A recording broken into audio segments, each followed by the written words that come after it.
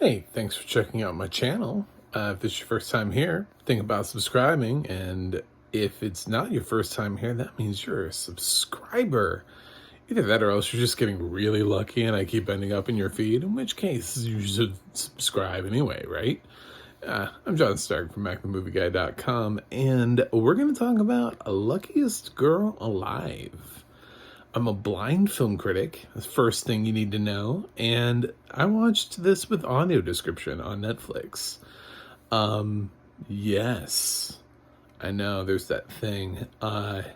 It was a pretty decent script written by Liz Gutman, who I feel like she writes every script. I think like a solid 3 out of 4 times that I see written by, it's Liz Gutman. And then the other like 1 out of 4, it's like a mixture of everybody else.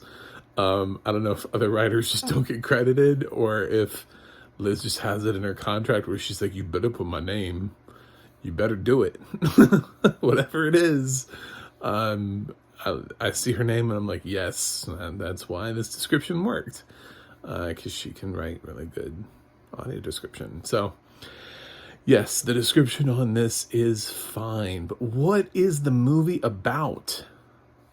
Apparently, this is a novel. So if you're a fan of the novel, I have no idea. I got nothing for you on that. I don't know whether or not the novel is anything like the book or that's the same word. The novel is anything like the movie. Whether or not the novel is like the movie, I have no idea what the adaptation rate here is on that. Good, bad, indifferent. Did they reinvent it? I have no idea. So, you know, dive in at your own at your own risk. This is a Mila Kunis movie.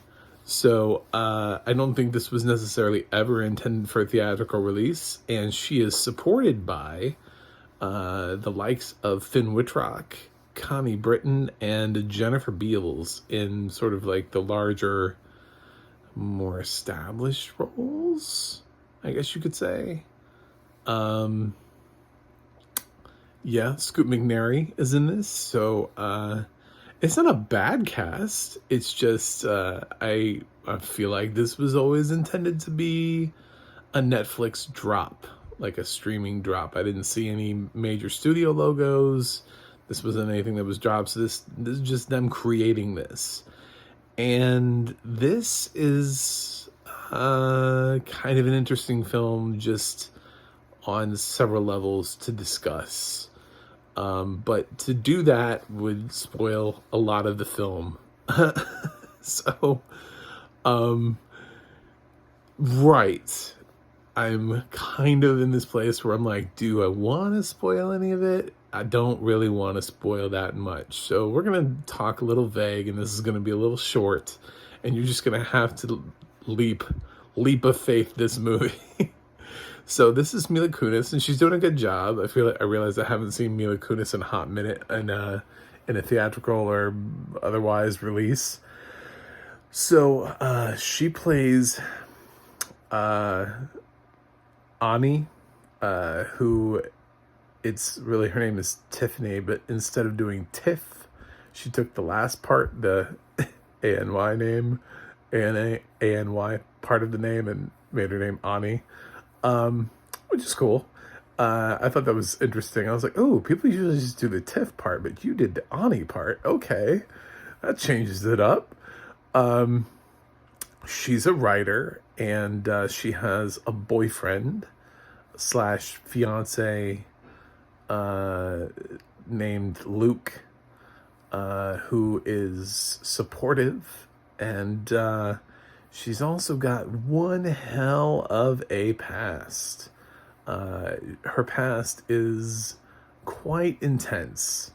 This is going to be a tough watch for a lot of people. I guess I'll give like a content advisory if you don't know what Luckiest Girl Alive is, because it's currently trending #1 on Netflix, and it seems like everybody needs trigger warnings nowadays. I would say try to find out what this movie's about before you watch it, because there's two things in here that could be triggering to you. There are two things that I've seen that are listed as trigger warnings usually, but this movie's just like, nope, we're going for it. It kind of hints, I guess. Maybe there's a trailer. You kind of get the vibe. Maybe they expected everybody to read the book. Just don't. I hate to use the word blind watch, but I'm going to use it here. Don't blind watch this movie.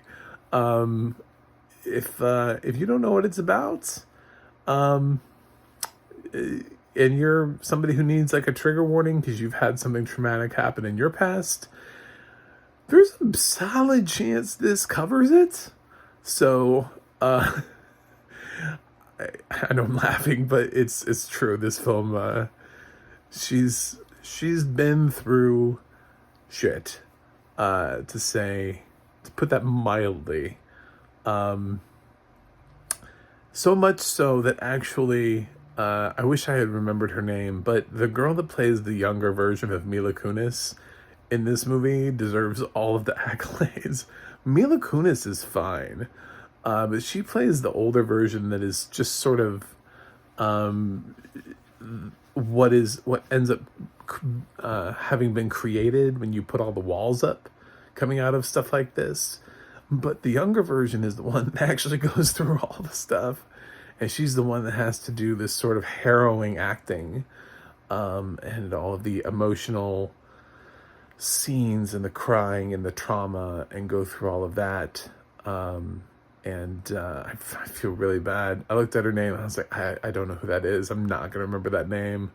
I came into the review and I remembered all the people that I've seen in things before, but that poor girl did not. Nope. So look her up. Girl who plays younger version of Mila Kunis.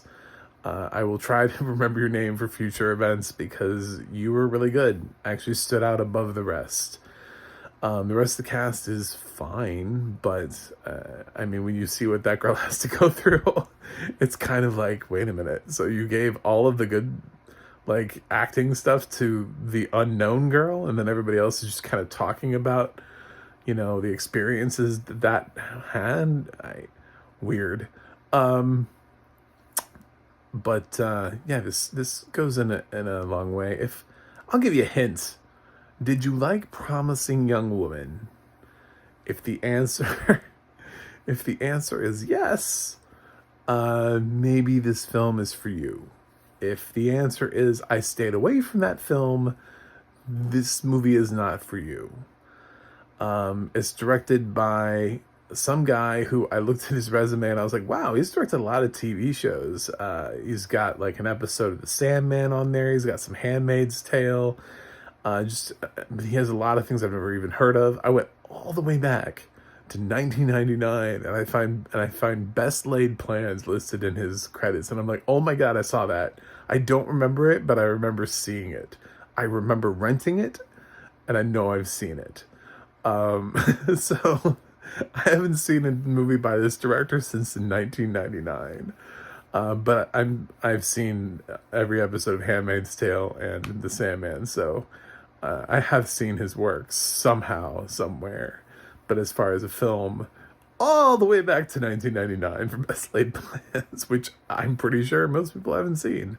So this was it's a very dark movie. I don't really know what else to tell you about that. I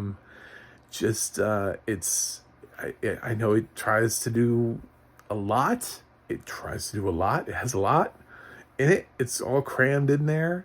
It's kind of amazing for a Netflix film. I feel like films like this at least get tried.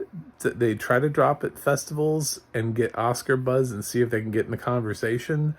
It's weird that this is just kind of getting buried on Netflix. I don't know that it would get nominations this year, but I feel like with all the films that we're getting, like Women Talking and She Said this year, I feel like maybe at least it would have been in the convo, so to speak. But anyway, it's got an audio description. It's on Netflix, and if you like Mila Kunis, maybe you'll like this. But it's a very difficult subject matter very difficult to watch. It has a couple different things, not just the one thing that I'm hinting at.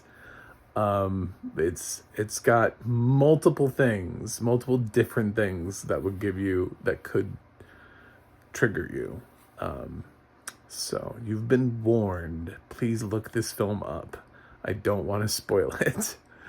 Now I'm gonna grade. So I thought the film was fine. It's not my favorite film of the year, but overall I thought it was fine. But the acting from young Mila Kunis, for lack of a better name, kind of helps solidify this film a little bit more. So I'm gonna give the Luckiest Girl Alive a B. That's my grade. Anyway, so if you stuck this long through my review, it must mean you like me. I'm trying to get to 100 by the end of the year, so please subscribe. I would love you forever. I want to be a triple digit YouTuber. I hear it's really cool up there in those triple digits.